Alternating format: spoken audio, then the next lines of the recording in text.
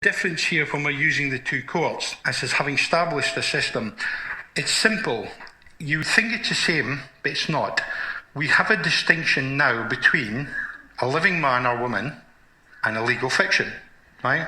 So what we're going to do is look at the two words here, right? You have a legal system and a lawful system.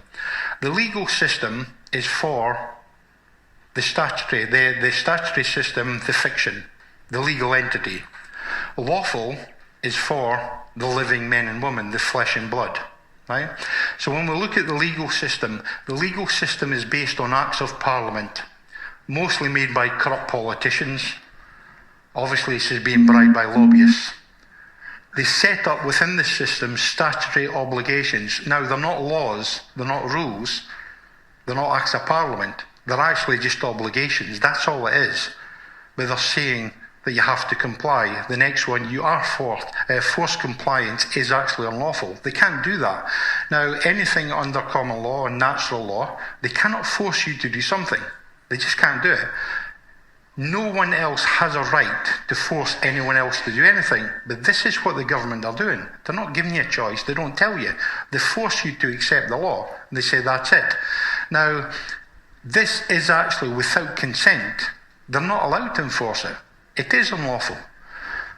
It deals with fiction. Now, the fiction could be corporations, legal entities, statutes, codes, and policies. Right? We've covered things like legal entities. Legal entity is a legal fiction, but it's also a corporation. So the fact that they give you a name, my legal corporation is Mr. John Smith. I can say that because I own it. It's clever, but we'll explain how we do that in a minute. I own my legal fiction. But the legal fiction is based on the statutory birth certificate, which the government control. So this is how we do it. The language they use is legalese. It sounds like English, but it has different meanings. I showed you that with the word understand. It's completely different. Now, if you go into court for the first time and you have to defend yourself, the courts in this country, in fact, throughout the world, they're not there for justice. Be in no doubts whatsoever, it's got nothing to do with justice.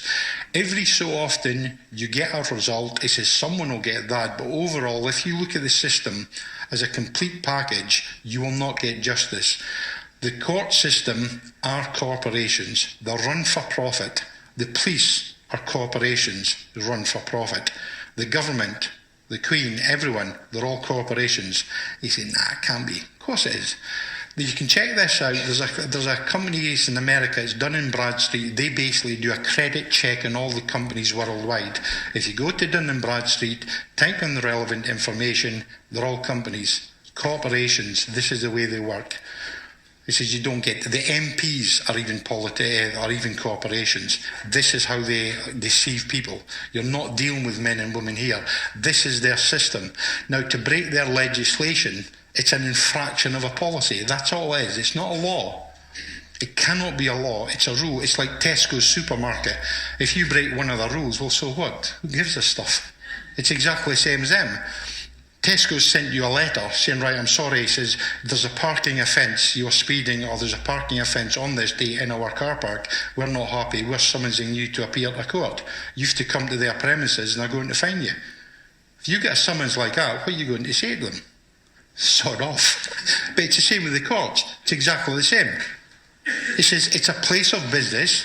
It's a registered company. They trade for profit. It's not for justice. You do not get justice in the courts here. Right? It's not set up for that. This treats you as a corporate person. Person is legal fiction. Right? Many people think, well, are you a person? Yes, I'm a person. No, a person is a legal entity. A person is the name on your driving licence. It's a name on your passport. It's a name on your bank card. That is it, the legal fiction. That is the person. When the rules are not adhered to, essentially all it is a breach of contract. It's a contract. That's what they do. He said, but they're saying it's laws, which is not the case. It has no force in law without your consent, but they trick you into giving consent. When the police say to you, do you understand what I'm saying? You say, yes. You're standing under their authority. But they're actually using legalese The same words with different definitions. There was a guy I learned a lot from, a guy who's no longer with us, and he was mentioned earlier, or I'll mention him again, John Harris. He says he's no longer with us, but the guy was brilliant with what he was saying. I learned a lot from him. But the point is, they use this system, and one of the things he did say, which stuck with me, is you have the English Oxford Dictionary. All the English words are in there. They add a few, but the dictionary is there. So that's fine. Why would you need a legal dictionary if you've already got the Oxford one, English dictionary? Why do you have the legal one? Not only that, why does it change every couple of years? It's the same words, but they keep changing the meanings. You don't know about it, but this is what they do. This seeks to profit and control. Now, if we look at the other side, the lawful, this is for the living man and woman, the flesh and blood one. First of all, you deal with common law. Common law, it's also called natural law and also law of the land. It's a law of tradition which has been established by precedent as fact over the years. The law that is common to all. Now, it doesn't matter whether you are the king, the queen, or a lowly peasant. It doesn't matter. It's applicable to everyone, which is crucial. It can only be determined by due process of law, which is a trial by a jury. It deals with facts, which is basically living beings, and truth. We don't deal with fictions. It's with living men and women. The language we use is English, just plain English, no hidden meanings. Again, there can be no crime without an injured party. So when they prosecute you for various statutory offences, they're doing that to make money. You haven't harmed anyone, but they charge you no interest in the thing, which changed it all. I was actually watching the television. I switched on in the morning just to try and catch bits and pieces. There was a news feature on. There was two things. First of all, someone got charged for walking down the street in London. He was attacked by the police, jumped on and said, right, here, we're issuing a ticket. They fined him £90. I thought, all right, okay, fine. His crime was hiding his face.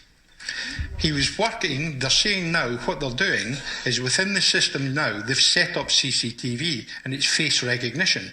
So what they're doing now is when you walk down the street, they want to see who's walking where. They've got you there. Now, the face recognition was set up. This guy had seen the camera, had a jacket on, so he pulled up like his scarf up to his nose.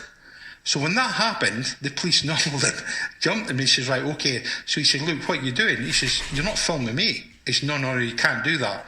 You're covering up your face. He said, no, you're not filming me. He said, no, that's an offence. Here, we're fining you. They gave him a £90 ticket. £90 ticket for covering up your face. This is disgusting. They're passing legislation, which they say are laws, they're not the rules, and you're forced to comply. That's crap. They can't do that. They say, so if you think...